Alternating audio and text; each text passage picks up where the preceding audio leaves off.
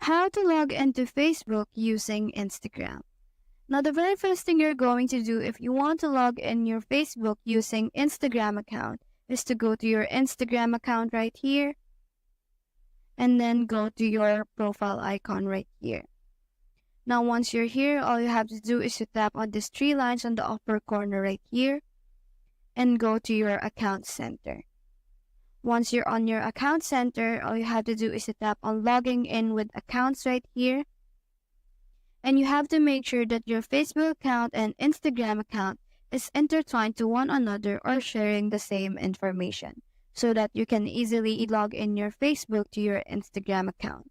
Now, as you can see right here, that this specific Instagram account can log in to my Facebook account. All you have to do in order for you to log in this specific Instagram account to your Facebook account is to make sure that these are toggled on, or you allow the access of your Instagram account to your Facebook account. Now, in order for you to allow that access, all you have to do is to tap on this check mark right here.